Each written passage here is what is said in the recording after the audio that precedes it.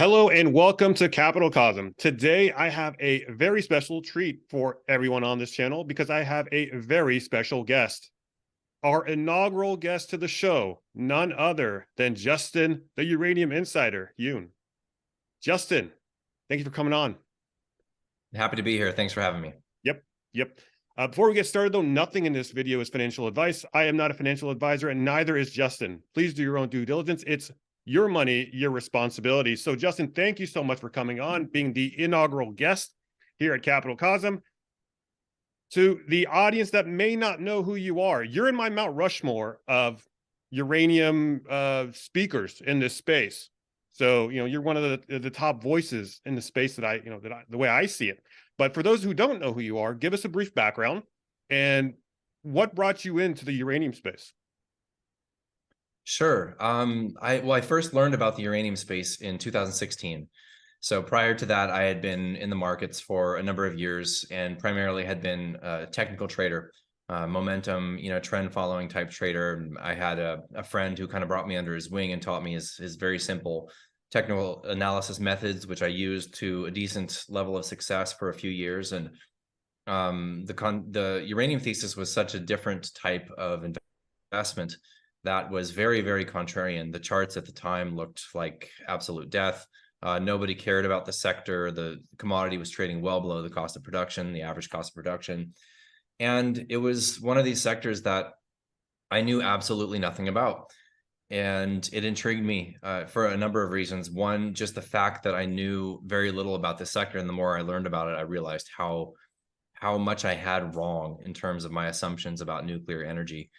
So that was, I always like it when my assumptions are wrong and something hits me from kind of a right angle. And that's what happened with the nuclear. So that kind of piqued my interest. I kept learning about it. And from an investing standpoint, this investment that was one of these hated theses where all you were really hoping for was for it to go from absolutely terrible to just bad. And it was a very low stress, very patient trade where I have no idea when this is going to play out, but I believe that it will. And I'm willing to put some of my money to work into companies that I like and just wait for the thesis to play out. And at some point, I'll be proven right or be proven wrong. So far, we've been proven right. A couple years into researching the sector, I started a Twitter account, Uranium Insider Twitter account, and started to write just kind of free long form blog posts that I would share around, once a month or so. And that pretty organically led to doing the newsletter that I'm doing now, the Uranium Insider newsletter that I started in August of 2019. And since then, I've built up a fantastic small team. And we've got a sizable membership that continues to grow. And the thesis has gone from, like I said, just betting on the commodity going back up to, the average cost of production to a full-on nuclear renaissance that's been incredibly de-risked over the past couple of years with huge upsides still on the table, especially after the correction in the equities that we've seen over the last 18 months or so. So I'm very constructive on the space. I'm really excited to be here. I'm excited to be invested. I always love talking about the subject, and it's a feel-good investment. I'm very hopeful for the growth of nuclear and the benefits for humanity going forward. So I guess that's my description of the recent past of my life in a nutshell, I suppose. Gotcha. So what would you say kind of sets uranium apart from other commodities, though? Like, why are you the uranium insider and not the copper insider or the gold insider or any of these other commodities out there?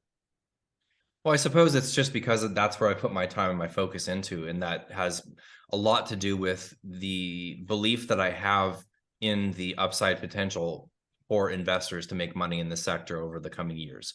So I like the idea that it's a longer term investment. It's very well could be a multi-year bull run. What's unique, there's a lot of things that are unique about uranium. First of all, it is the only element that can be utilized for fuel in nuclear reactors. And so to the extent that we have a large and growing global nuclear reactor fleet, which we do, the demand is relatively stable. And so you can actually model that out pretty easily. Yes, it can be complicated to get certain elements of data from the industry, but for the most part, you can make a pretty accurate model for demand. And that's something that's unique because the commodity itself doesn't really have a futures market. It doesn't really have a paper trading market. It's not manipulated in the way that, the kind of the paper, gold, and silver markets are. And so from that standpoint, it's very simple. This is the global reactor fleet. This is how much electricity they produce. This is how much we expect them to produce year over year. This is how much uranium is required. And then you can look at the supply side and find out where that picture lands and what needs to happen in order for that to balance out. So it actually is pretty simple math, even though there's a number of concepts that have to do with the fuel cycle that are relatively difficult to understand, that have a large influence on coming up with that calculation. But it's unique in that way. It's unique in that it's radioactive. And so projects, if you think it takes a long time for a gold or silver or a copper mine to come online, a uranium mine is just as long, if not longer, because of that radioactivity and the fact that there's only a handful of jurisdictions in the world that are in support of current mining and or future mining. So there's sizable deposits. There's a couple of publicly traded companies that have deposits in areas that are unlikely to ever actually be mined. Berkeley Energy in Spain. I'm forgetting the company off the top of my head. There's a large deposit, relatively low grades, but pretty big deposit in Sweden. Uranium mining is not legal in either of those places. So it takes a long time for uranium discoveries and deposits to be legalized and permitted and developed and get the ore out of the ground and shipped to a conversion facility. I mean, we're talking sometimes multiple decades. So the reflexiveness of the industry is pretty limited. Once you get into a supply shortfall and a demand growth scenario, which we are in currently, there's not a lot of ways that the industry can flex to fill that gap. So that's a way that it's unique as well. And so the math is relatively easy. You can model out the demand pretty easily. And then you have the nuclear renaissance that's here now is very, there's not a lot of wiggle room in terms of that nuclear demand for uranium, the commodity itself. So once you know that demand and you know the supply, you kind of know where it has to go. Right. So you touched on how simple of a thesis it is. That's kind of an attraction to, for beginner or investors with newer eyes on this space. So with that in mind, in terms of these newer investors, what would you say to a newer investor? What kind of advice would you give them upon entering uranium equities and just the uranium and nuclear space as a whole? Sure. Well, I'll give you, there's some basic sort of investing 101 type advice that we give to our newsletter members right up front. And that is, the sector is very volatile. So make a rational allocation to the sector. You don't want to put your entire net worth into investing in uranium mining stocks.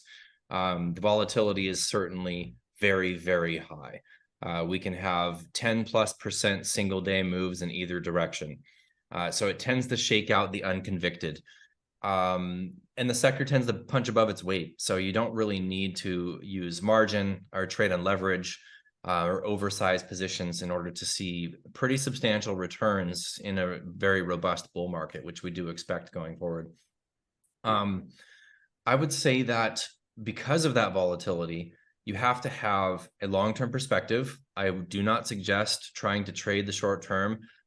Plenty of good people have gotten blown up on short-term options trades, expecting X, Y, or Z catalyst to play out in a certain time frame. Tends to blow up investors or speculators, I should say.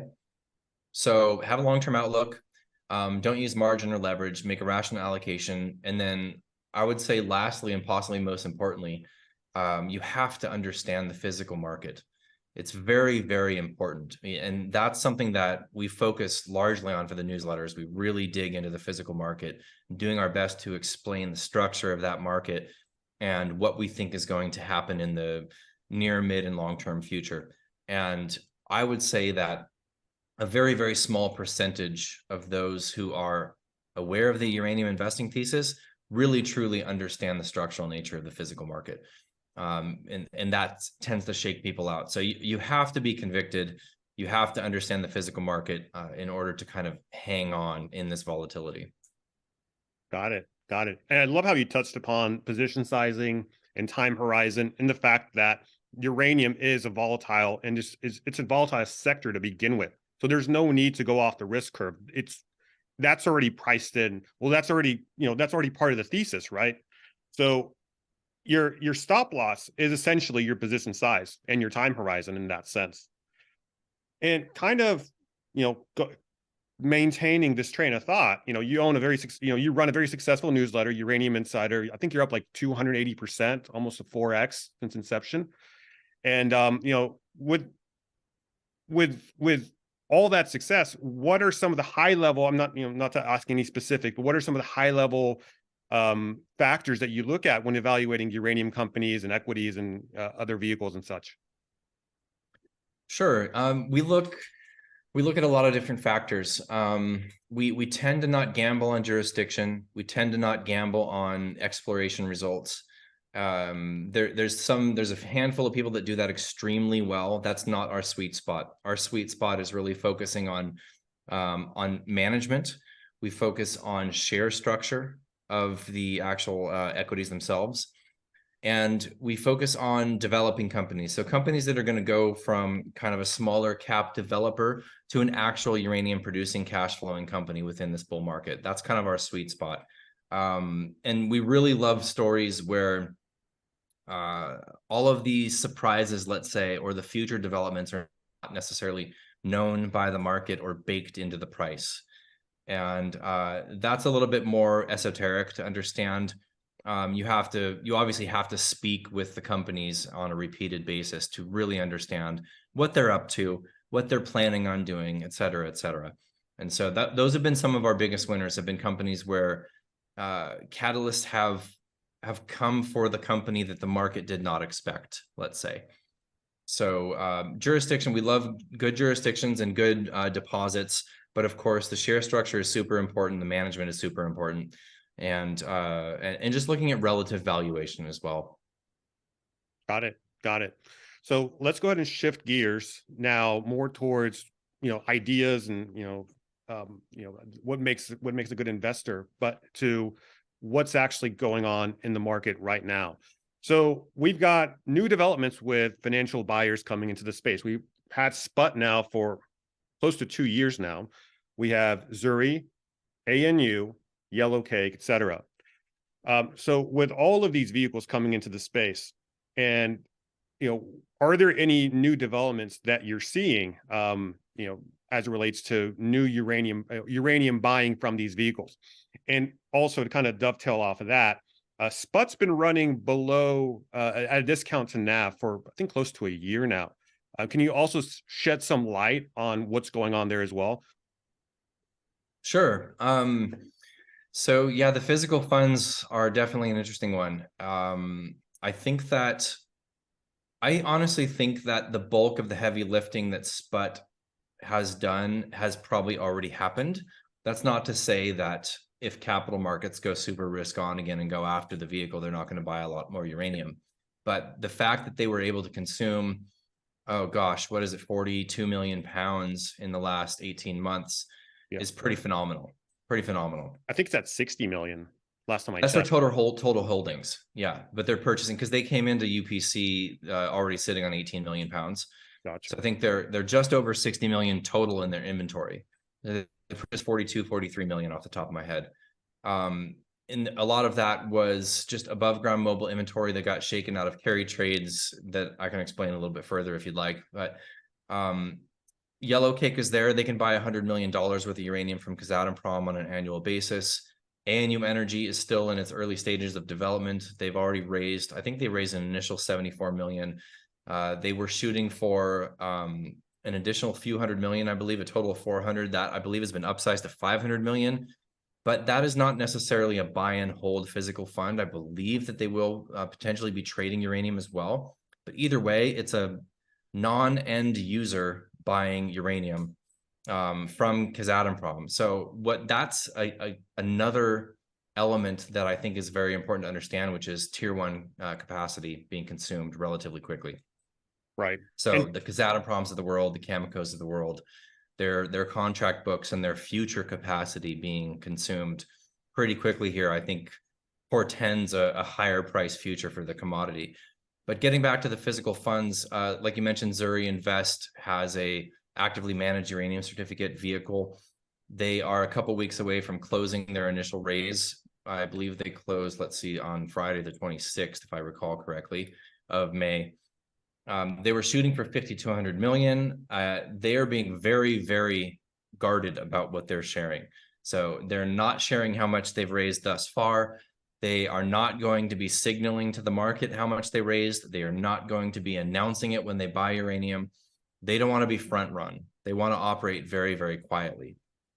But the fact that they are not going to be publicly traded means they're not going to see these extremes relative to their net asset value. They're basically going to trade at NAV all the time. You can buy and sell a position in this vehicle through a brokerage, but you can't trade it kind of on a daily basis, like the spot vehicle, like as if it were publicly traded. Right. So when they raise enough money to buy a lot of uranium, which would be 100,000 pounds, they go and they buy it for front month settlement. So within 30 days settlement period. If they go in to buy, let's say they raise 106 million and they can go in and buy 2 million pounds there, and then they go for it front month and it's not there. They don't go out on the curve. They just raise their bid until they get filled. So we could really see very quickly, depending on capital flows, of course, but we could really see very quickly some actual price discovery in the spot market based on pretty reasonable volumes. Again, how much this affects the spot market liquidity and the price in the spot market is going to have everything to do with capital flows. But if capital flows are consistent or robust into this vehicle, we're going to see it move. We're also hearing just kind of whispers about more funds coming. I'm hearing of 2 more Really that are going to be launched relatively soon. In addition to Zuri, in addition to Sput, in addition to Yellowcake, in addition to ANU. I mean, we could see, by 2024, close to 10 actual physical funds, which is just insane because the spot market is very thin. There's not a lot of above ground mobile inventory there anymore. All you have with the liquidity in the spot market, for the most part, is existing producers that are selling into the spot market. It's not a lot of liquidity, maybe 2, maybe 3 in a good month, million pounds in a month. So right when the utilities are really stepping up to the plate and entering the term market here, we could see a fight over pounds in the spot market from all of these various funds, not even including traders or utilities or producers. We know Cameco has been buying the spot market as well. So it's just a very, very tight physical market. It's very fragile as well. There's, the pounds coming out of Kazakhstan are going to be increasingly consumed by Eastern entities. You already have about half of the production coming out of the country going to China. And we just heard, last week, Kazatomprom announced that they're going to have a shareholder vote for a new contract between themselves and CNNC, a Chinese entity, that's going to be at least 30 million pounds. Justin, you made mention of carry trades in regards to Sput. Can you expand on that? Sure. So a carry trade essentially is a contract that a trader would sign with a utility that typically would go out, not necessarily a very long-term contract. So sometimes utilities right now will sign contracts with producers such as Cameco or Orano or Kazatomprom that will be 5 to 10 year delivery type contracts, just huge. Carry traders typically would do more kind of midterm 3 to 5 year contracts. And what they would do is they would sign a contract with promising delivery to a utility for a certain time frame, certain amount of pounds at a certain price. They would essentially go off of the spot market based on pricing. They would add in interest rates in the cost of carry. They would add in the capital costs. They would add in the cost to hold that on their books, typically at a conversion facility, storage costs, and then a bit of profit. And they would then go out and source those pounds. And this was a fantastic business for traders for a very long time. It enabled the utilities to essentially avoid going directly to producers who were wanting higher prices because the market got so flooded in the previous decade. After Fukushima Daiichi, Japan shut down all their reactors within a couple of years, and Germany shut down reactors. We had an oversupplied market for quite a few years, a lot of above ground mobile inventory. It was floating around the market for a very long time. Prices continued to collapse, bottomed in 2016 for uranium. But you had all this above ground inventory, and the traders could do this. They could go out and source in the spot market and make a profit on this trade and deliver those pounds to utilities. And the utilities could then, like I mentioned, avoid going to Cameco and paying $40 to $50 a pound at a fixed price when they could go to a carry trader, pay in the low 30s, right? So there were very few utilities, if any, for many years that were voluntarily paying, 50, 60, 70% premium to the spot price or a carry trade contract by going directly to a producer that needed higher prices to maintain their production. So what that means is there was a lot of volume done in these carry trades in previous years, and a lot of these traders held a lot of pounds of uranium kind of on their books for delivery out in the future. Now, what happened in 2021 when spot came on the scene and they're at the market financing, ATM went live in August of 2021. Capital started pouring into the vehicle. They were raising a lot of money. They were coming into the spot market with heavy volume purchasing, and the spot price jumped up, and it jumped up significantly higher than the term price. So we had a backwardated market, right? The forward price, the front month kind of near-term price was much higher than the longer-term price. So what these carry traders were doing at the time during this backwardated market was selling some of the pounds they held on their books to Sprott, and then they went and covered those delivery needs because they had, an obligation to deliver into these contracts to utilities. Then they would go and cover by securing long-term contracts from actual producers. So then they would go to Kazatomprom or Uranium or Uranium One or the Uzbeks or BHP, whoever it might be. They'd cover off and sign a multi-year, midterm contract to cover that short, since they sold the pounds that they had bought to deliver to a utility at this quick profit. So that was known as kind of like a carry unwind or a reverse carry trade. And that happened, September, October, November of 2021, a little bit March, April of 2022. And provided a temporary sort of liquid buffer for the spot market for this brief period of time where there was this massive amount of buying coming from a financial entity in the market. So what's happened since, let's say the last year and a half, is that not only is the spot market much tighter than it used to be, there's not a lot of volume there, not a lot of liquidity there. You also have rising interest rates, and you have producers out in the midterm curve that don't have a whole lot of uranium left to sell. So the carry trade effectively has died. The volumes of the carry trade for last year were 10% of what they were the year before. Okay, so tiny volumes in carry trade. So even as these carry trades are rolling off, as in carriages that were signed 3, 4, 5, 6 years ago, or being delivered on an ongoing basis, they're not being replaced with new carry trades. Right. So what I'm trying to say is this buffer that was there during these periods of robust buying from SPUT is largely not there any longer.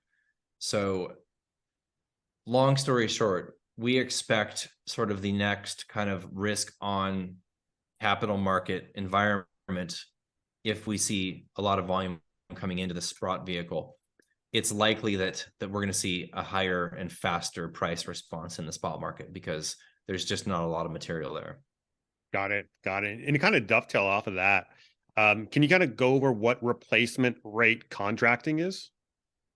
Sure.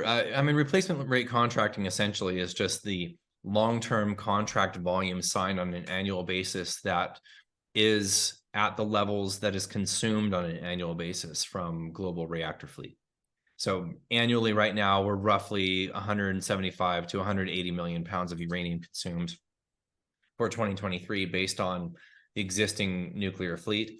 So a replacement rate year would be seeing 180 million pounds contracted. And last year we saw less than that, but it was one of the better years in terms of total term contracting. The first year that was more than 100 million pounds for over a decade.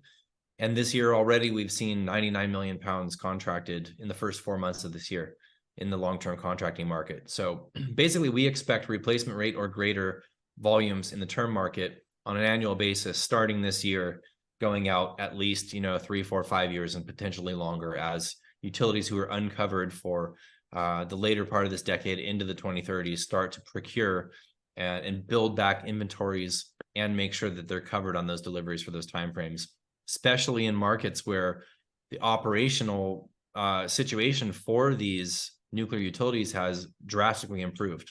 So in the United States, for example, the largest fleet in the world, the Inflation Reduction Act has very much improved the risk environment for these nuclear utilities. So there's operational clean energy production tax credits that are really helpful for existing nuclear utilities. So to the extent that any of these reactors are sort of on the chopping block, going out 5 to 10 years from now, those have largely been de-risked. The utilities operating these plants are going to be covering their needs for that time frame.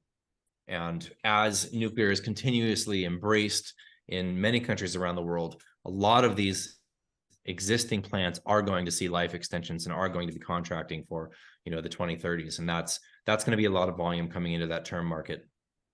Nice. Can you also explain what overfeeding is and where we are with overfeeding currently?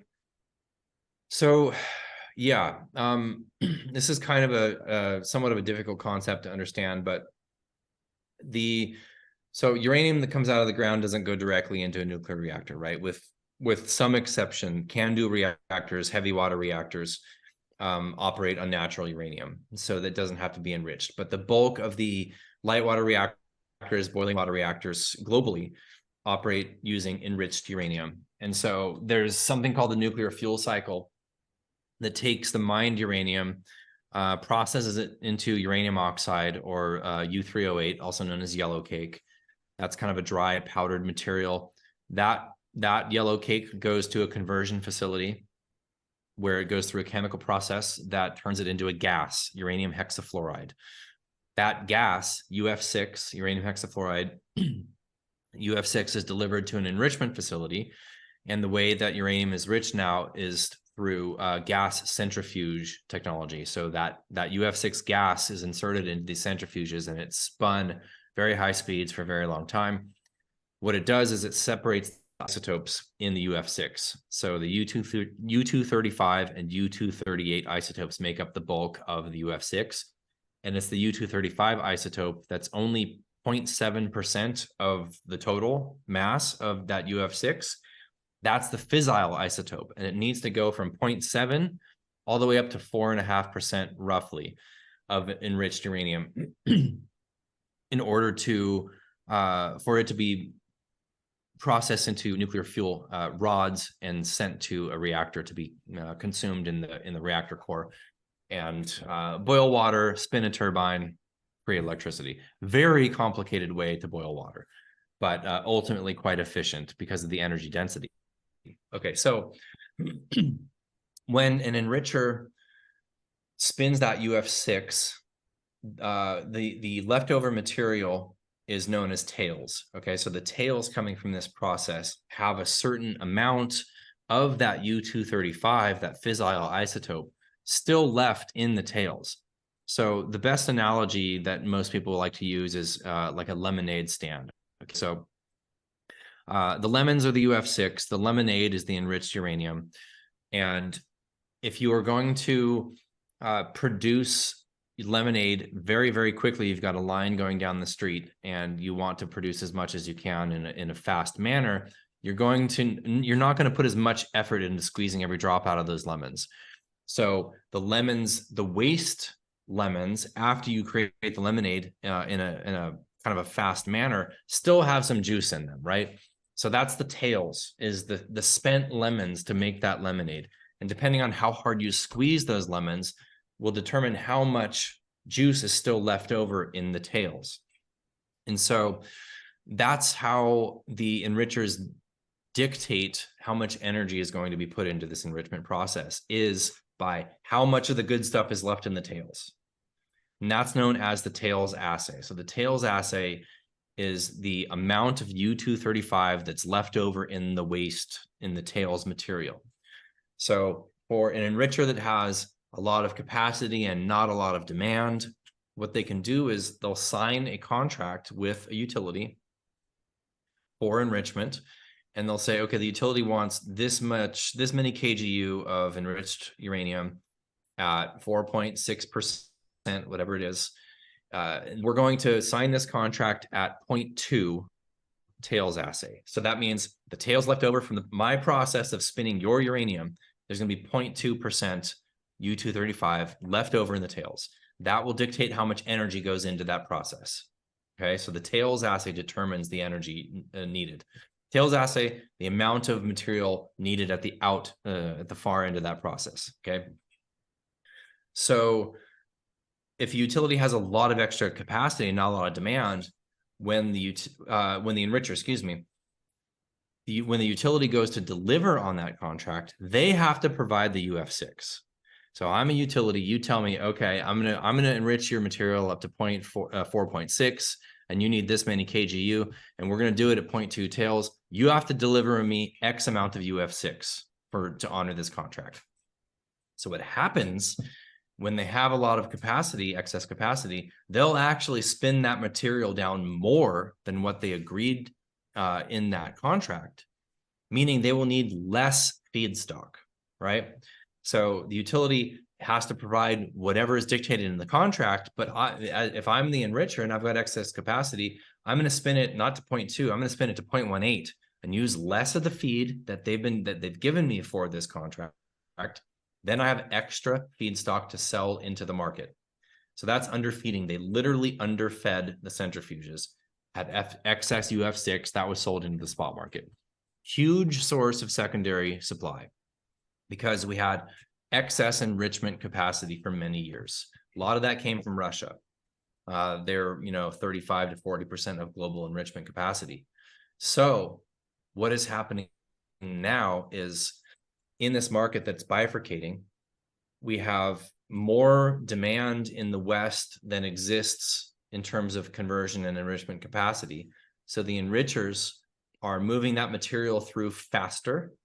So they're spinning it down to a higher tails assay, meaning the tails from that process still have a lot of the good stuff left in it. And they're doing that because they have to produce it faster because the demand is so great. So what that means is these contracts are still signed at the same tails assay, right? If you signed this contract 3-4 years ago at 0.2, yep, but I'm now spinning at 0.25 because I got to move it through the process faster, I have to go out into the market and buy uranium in order to feed through this process. The utility is not obligated to make that up. They signed a contract that says, we have to provide this much UF6 and we're going to honor that. If you decide to operate at a higher tails assay, that's on you. You've got to figure out and make up the difference. So that's overfeeding. It's feeding more feedstock into the centrifuges than was dictated by the contracts that have been signed in the past. So the enrichers are buyers of UF6 and buyers of conversion. In fact, they're pretty significant customers for that service. So basically, very long, complicated story short, overfeeding means two things. It means underfeeding in the West is gone.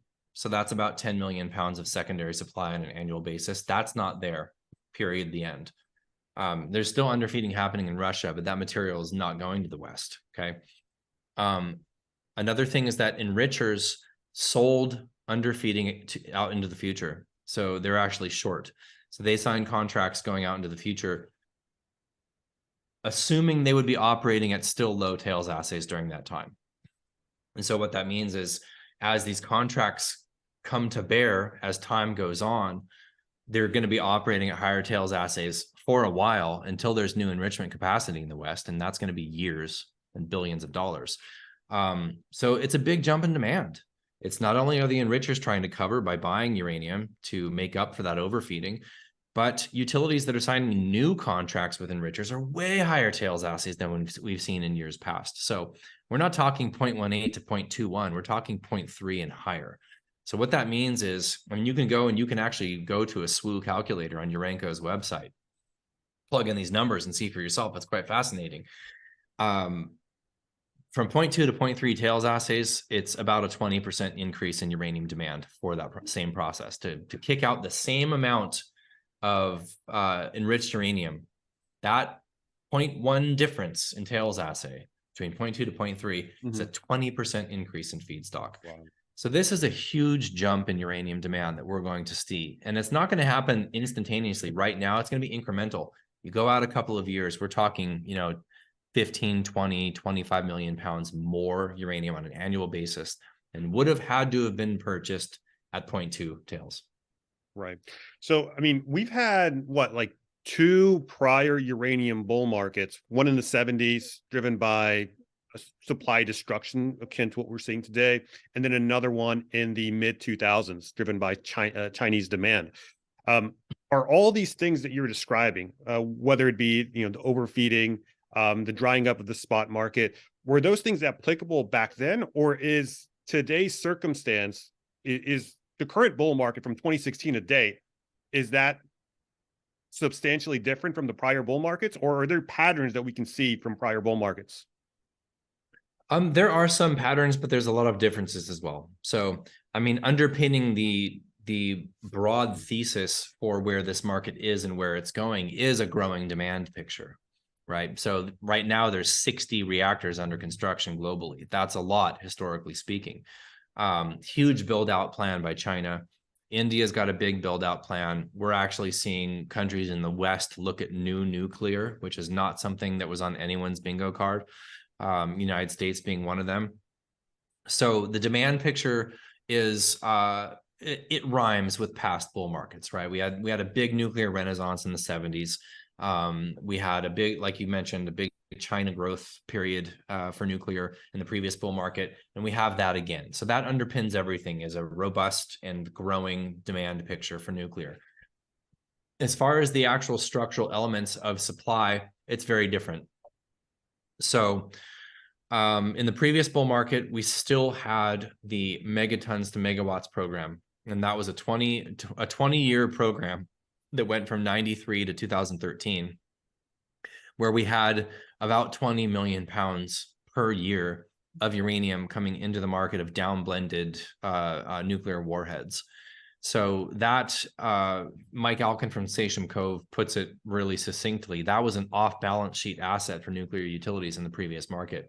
So that's not there. That was secondary supply. And secondary supplies always act as kind of this safety net, a little bit of a buffer for utilities. And so not only do we not have megatons and megawatts any longer, we also don't have underfeeding coming from the West for the reasons that I just mentioned. So that was, at least 10 million pounds a year coming from Orano and Urenco over the past number of years. That's off the table. So there's the safety net that came from these various elements of secondary supply are basically not there. I mean, definitely not there with megatons and megawatts. Underfeeding is a little bit more of a gray area because it's still happening in Russia and probably a little bit in China, but China's growing so fast. A lot of their production coming from underfeeding, coming from whatever other means, largely is staying in China because of their growth rate. Russian material, a lot of that is also going to China and staying in the East. And most of the uranium demand is in the West. So 70% of the global nuclear reactor fleet is in the OECD countries. So the market is very different. It's there's not a lot of inventory out there.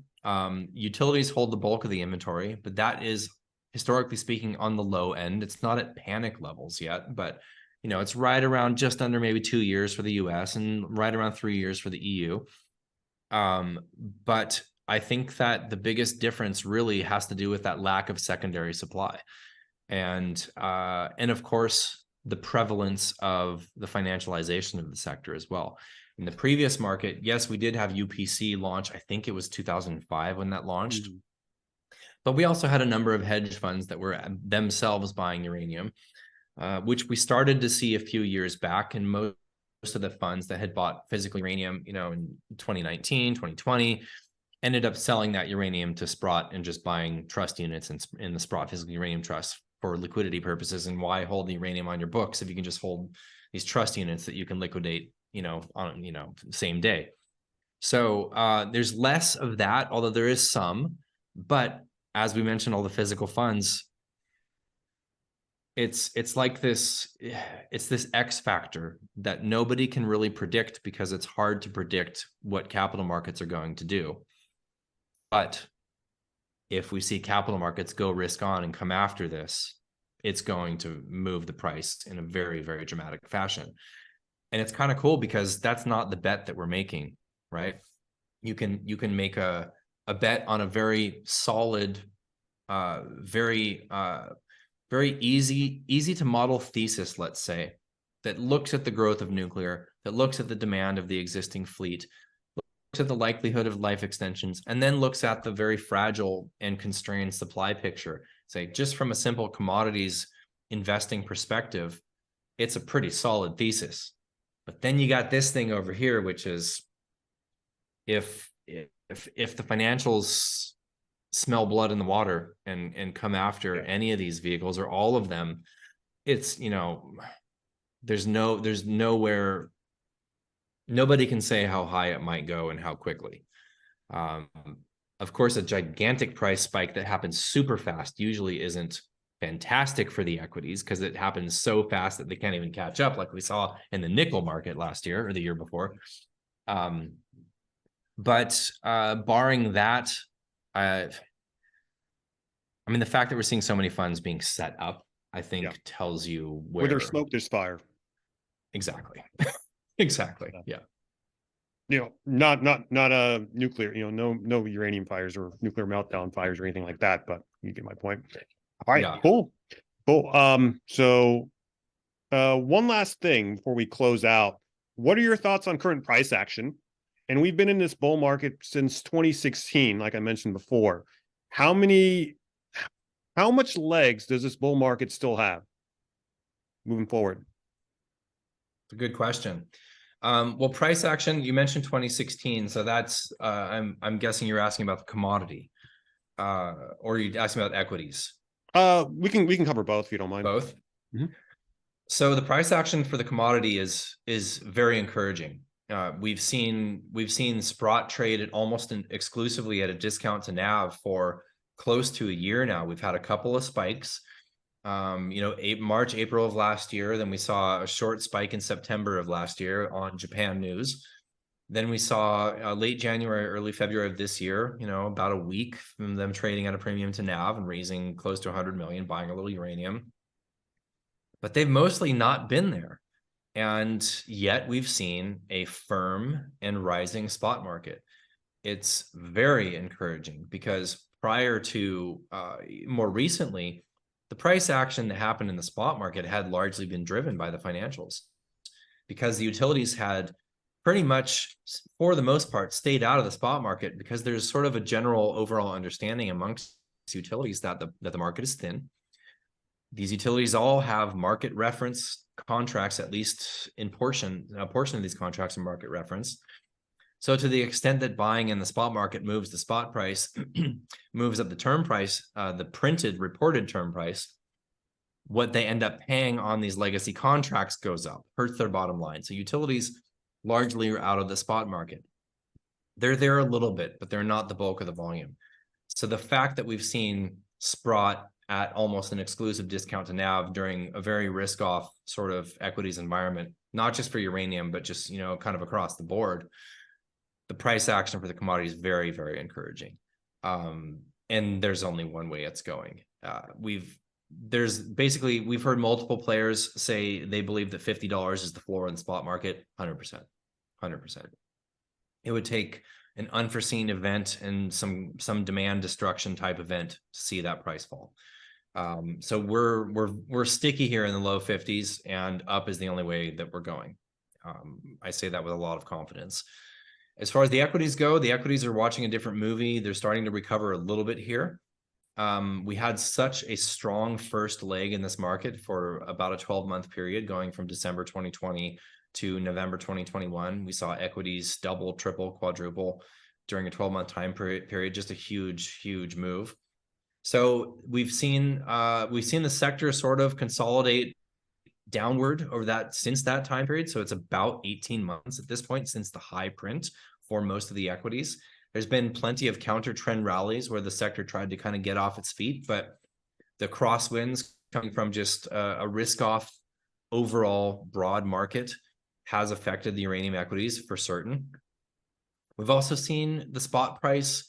Last year, it spiked to $64 a pound. We're still sitting here at 53. So there's plenty of speculators in the space that are watching that going, hey, if everything's so great, why aren't we trading at, multi-year highs right now? Understanding the structural nature of the market can give you that answer. And that was entirely driven, that spike to 64 by SPUT. It wasn't driven by the underpinning of fundamentals in the sector. It's just money came into the vehicle at the right time, pop, came back down. So the equities, they're going to find their bottom, and possibly they already have. There's plenty of folks that are bearish on markets right now for good reason. With that said, I will go on YouTube and my feed is just doom and gloom across the board.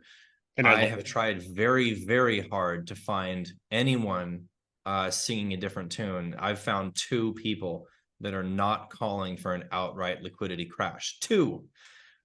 It's basically 100% consensus that we're going to see S&P 3500 and the markets are going to crash anytime soon. And maybe they will. Okay, if we see a liquidity crisis crash, uranium equities are going to go down with it, because when that happens, you sell what you own, right?